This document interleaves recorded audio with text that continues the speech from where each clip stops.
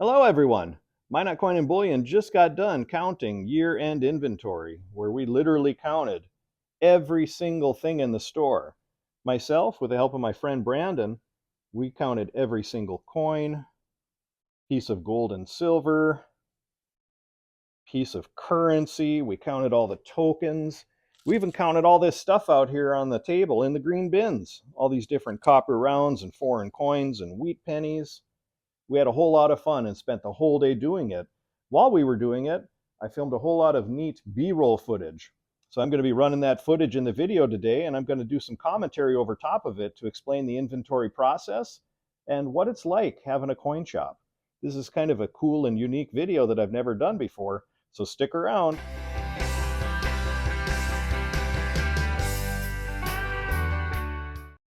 Hey, welcome back, everyone.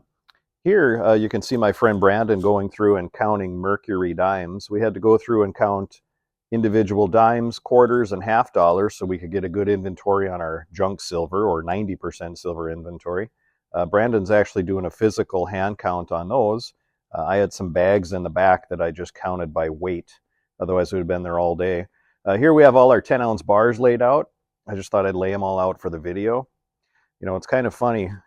Every single one of these 10-ounce bars that you see on the screen here are sold, with the exception of two. I believe I have literally two left in stock right now. I had somebody come in and buy 101 10-ounce bars, which almost wiped me out of everything. But more are on order, so don't worry about that. But I'll have some in stock soon. But yeah, we had quite a variety of 10-ounce bars, different Nadir refinery. We had snowflakes. We had Unity and Liberty 10-ounce bars on the bottom there. There's a Scottsdale Stacker. It's a nice bar, nice quality bar. But I didn't have any real big surprises when we did inventory. Some of my numbers were a little bit off because each month I transfer all of my purchases in on an inventory sheet, and then I transfer out all the ones that I have record of sale. So year end, when we actually physically count the inventory, we can see how far off we were. And honestly, we were pretty darn close with pretty much everything. So we did a fairly good job of controlling inventory throughout the year. So yeah, just one more swipe across on these 10-ounce bars to give you an idea of the variety. You see on the top, well, on the left side now, JM Johnson Matthey bars. Those are a nice quality bar. And once again, the 10-ounce bars I'm getting in are going to be quite a big mix of different things. So these are always fun to count, wheat pennies. Now, I did kind of fudge a little bit in the intro. I did not count every wheat penny I had in the store, or wheat cent, I should say. I did an estimate because we have like 25,000 on hand. So certified American Silver Eagles you can see here. We've actually purchased a whole lot more since I did this video.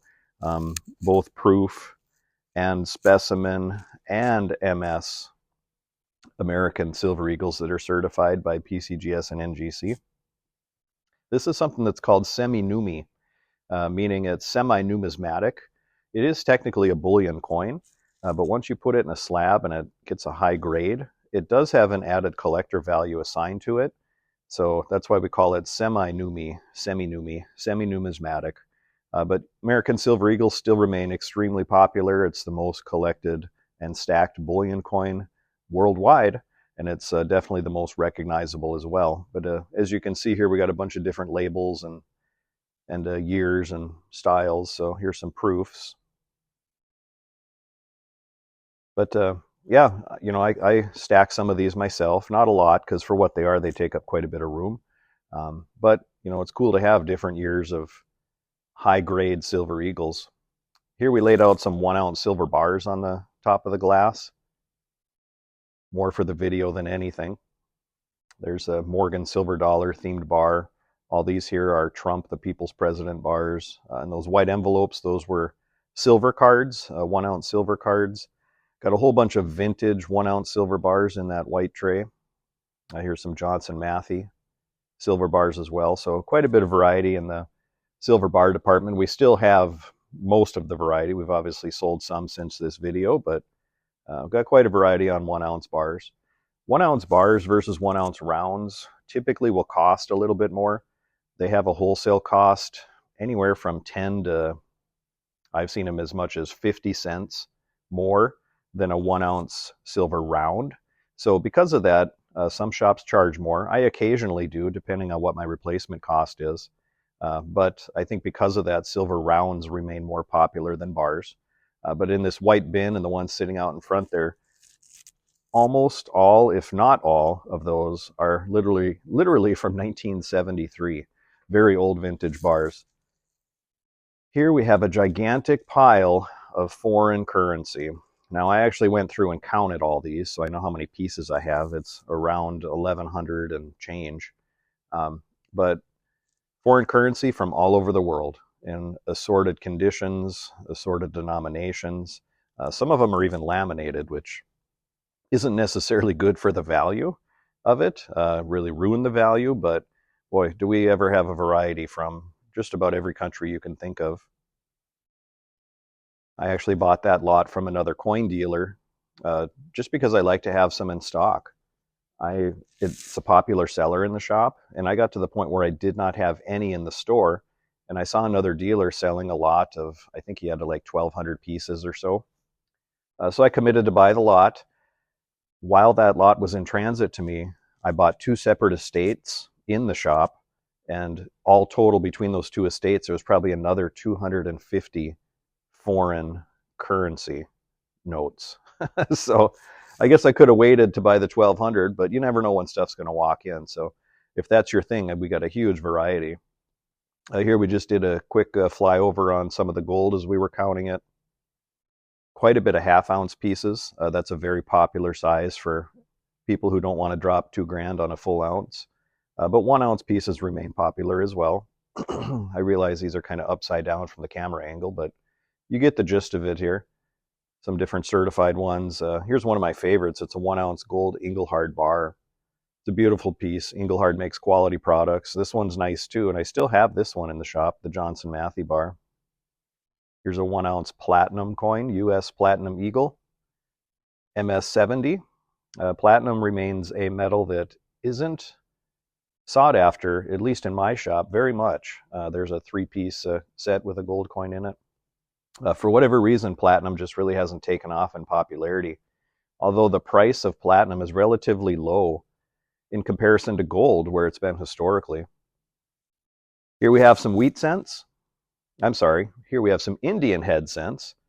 Not a whole lot. There's maybe 150 or so here, and honestly, I had one guy come in and buy them all after this video film, so these remain super, super popular, along with buffalo nickels, Liberty head nickels, steel cents, 35% silver war nickels. I can't keep those in stock. As soon as I get some in, they go.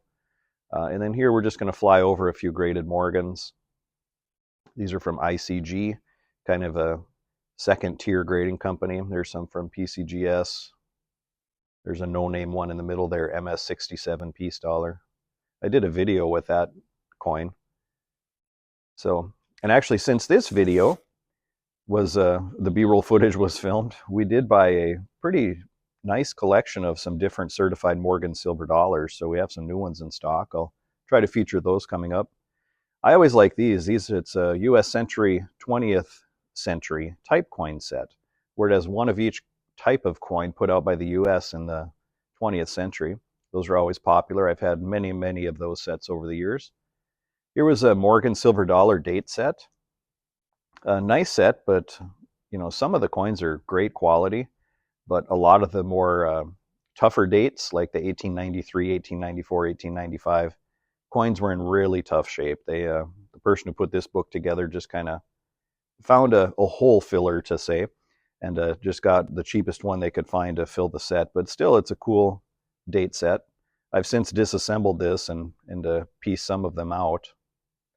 But you notice the splotchy toning on these dollars, especially on the piece dollars. You can see here black dots, you know, brown. That happened from moisture. And I found out too that the person in the home was a smoker. Smoke, humidity, moisture, you know, any chemical in the air, and honestly the chemicals in the cardboard of the book too, over time are going to tone those coins, and not necessarily in an attractive way. And here's a full set of Kennedy half dollars starting in 1964. I forget how far forward it goes. Maybe we'll see in the video here.